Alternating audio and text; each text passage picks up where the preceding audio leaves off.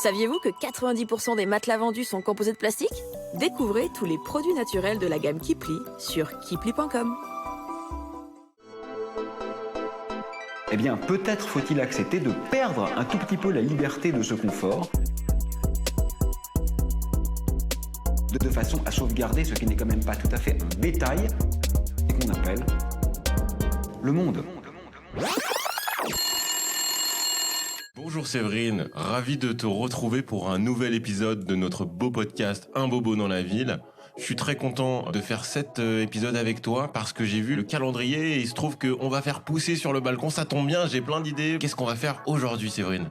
Salut Werner, c'est super, le soleil est de retour, on va pouvoir commencer à s'activer sur le balcon pour faire pousser des légumes, des fleurs, tout ce qui est vert et qui nous rend la vie plus belle. Magnifique, magnifique. Évidemment, avec un potager urbain, on va pas tendre vers l'autosuffisance alimentaire, évidemment. On pourra prendre un peu de temps, renouer avec la terre et débuter un mini-jardin 100% citadin, sans trop d'efforts. Super, tu me connais, j'ai pas vraiment la main verte, même si j'apprécie la nature. Il faut prendre ça un peu comme un loisir, en fait, un petit plaisir que tu pourrais te faire en rentrant du travail ou si tu es en télétravail confiné, pour faire une pause nature sans vraiment sortir de chez toi, tout en t'aérant l'esprit et en te changeant les idées. Donc je peux remplacer mes séances de cinéma par des séances de jardinage au balcon par exemple. Pourquoi pas ? Ouais. Ce serait une très belle idée. Ça peut être une idée en effet. Bon bah écoute, on va voir ce que tu as à me proposer dans cet épisode Séverine. Je voulais d'abord qu'on parle un petit peu du jardinage en France.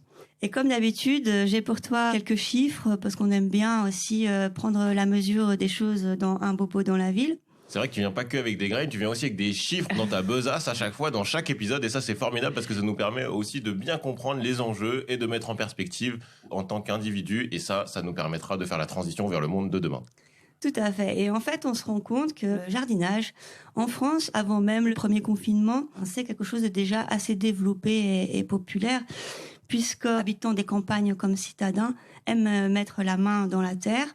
Et l'Observatoire Société et Consommation a publié une étude en février 2019, donc c'était avant le confinement, et qui montrait que 57% des Français avaient déjà jardiné un petit peu au cours des 12 derniers mois, et 38% d'entre eux possèdent même un potager.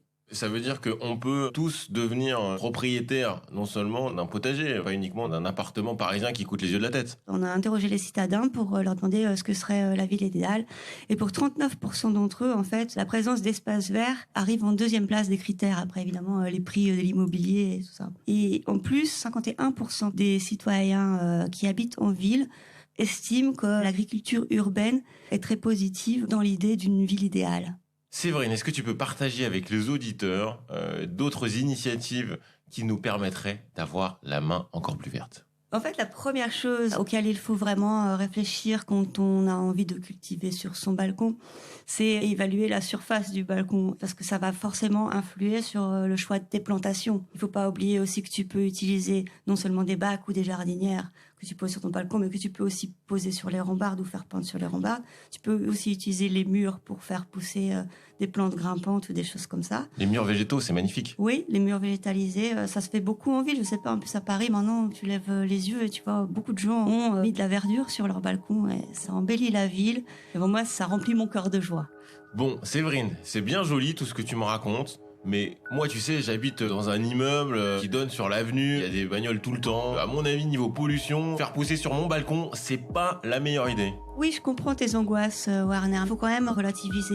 Si tu considères les bienfaits que t'apporte le jardinage, donc la détente, l'activité physique, la gratification de faire pousser tes propres légumes, et la transmission à tes enfants aussi, par exemple, l'impact de la pollution sur tes légumes est quand même assez négligeable. Je dirais, il faut faire très attention aux bacs et aux objets que tu utilises dans lesquels tu vas planter tes légumes. Par exemple, je sais que c'est très tendance de récupérer les palettes, par exemple, pour faire du mobilier de balcon ou de jardin. Et à ce moment-là, il peut y avoir contamination de tes aliments à travers ces pollutions. Il faudra que tu isoles ta terre et ton terreau de ces palettes qui sont parfois traitées. Maintenant, la pollution extérieure, si tu rinces bien tes légumes normalement, ça devrait aller. Les risques ne sont pas si importants que cela.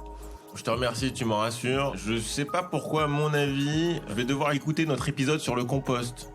Oui, un des prochains épisodes sera sur le compost. On apprendra à faire notre compost. Tu pourras trouver aussi plein d'enseignements là-dedans. J'ai l'impression que ça va être un peu compliqué en tant que bobo de l'incorporer dans mon quotidien et de le rendre pratique. Est-ce que tu peux m'aiguiller avec ça ? Oui, Warner, de toute manière, c'est un peu comme tout ce que tu débutes. Il faudra forcément toujours un peu te renseigner sur les espèces et sur ce que tu peux réellement faire pousser sur ton jardin, les besoins spécifiques de chaque végétaux, comme les types de terreau, les apports en engrais ou en compost, comment tu les arroses en fonction de l'exposition, des choses comme ça. Mais ton balcon va devenir un peu ton jardin intérieur et tu vas le connaître sur le bout des doigts et tu sauras comment le faire presque instinctivement. Est-ce qu'il faut commencer par des types de plantes ou des types de graines particulières où c'est peut-être plus facile pour quelqu'un qui n'a pas l'habitude ? Oui, tout à fait. On l'a évoqué un petit peu au début de cette émission. On va pas pouvoir faire pousser tous les légumes sur un balcon. Et il y a aussi des légumes qui vont avoir des besoins vraiment trop compliqués ou trop complexes à mettre en œuvre en ville sur un balcon. Par exemple, tu peux nous citer quelques... Ce que tu peux faire pousser très facilement, ça va être tout ce qui est tomates, notamment les tomates cerises que tout le monde adore. je raffole des tomates cerises. Voilà, forcément. Et puis les légumes du soleil pour l'été, donc les petites aubergines ou des courgettes, des poivrons, des choses comme ça. Je peux faire pousser des aubergines sur mon balcon ? Oui, bon, tu n'auras pas une grosse production, mais tu peux effectivement faire pousser des aubergines sur ton balcon. Et mon basilic ? Et alors voilà, j'allais venir, c'est surtout les herbes aromatiques. Alors là, c'est très facile de les faire pousser et en plus, c'est vraiment quelque chose qui, en tant que citadin, va te permettre de faire de grosses économies. Ah, ça m'intéresse parce que, tu vois, le problème avec toute cette dynamique de transition vers un monde de demain, c'est que je me dis que ça va me compter bonbon. Il y en a pour tous les budgets, mais surtout, là, on parle de jardinage, de quelque chose en fait que la nature va te donner presque gracieusement si tu l'aides dans sa démarche. Quand on parle des aromates, je ne sais pas si tu t'es rendu compte du prix de tes feuilles de basilic enveloppées en plastique au rayon frais de ton supermarché. Ah ça, je le fais plus parce que du coup, j'ai écouté l'épisode sur les emballages plastiques et ça, c'est interdit, c'est prohibé. Donc ça, je l'ai bien pris en considération dans l'épisode précédent. En fait, c'était juste pour te dire que si tu ramènes le prix de ces aromates qui sont vendus dans les supermarchés au prix au kilo, tu te rendras compte qu'en fait, tu dépenses des fortunes pour aromatiser tes pâtes ou tes soupes. Alors que c'est très très facile de les faire pousser toi-même sur ton balcon ou un rebord de fenêtre, des choses comme ça. Donc oui, il y a des économies à la clé. Ça, c'est une excellente nouvelle, je te remercie.